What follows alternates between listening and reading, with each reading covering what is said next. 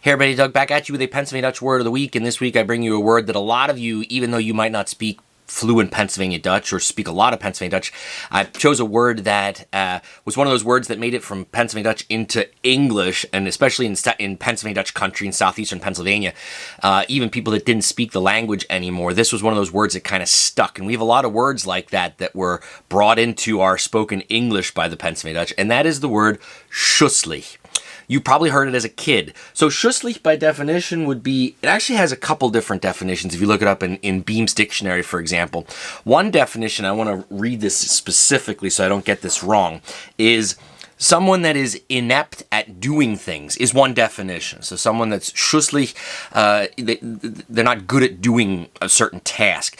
It can also mean when you do something hastily. So you do a job, you do it real quickly, maybe you don't do it very well, but you do it. That can also be schusslich.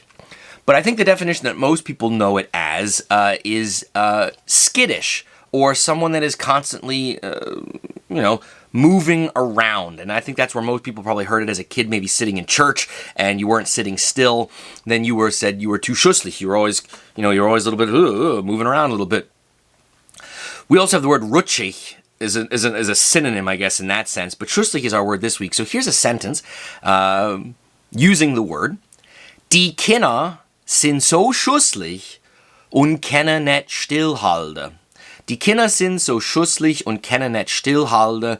The children are so skittish and cannot sit still, or cannot keep still. So that might be a word that you already knew. And you're like, hey, I know this one this week. It's a great word to use. I think it's so much better than the English word. So use it, of course. Keep practicing your Pennsylvania Dutch.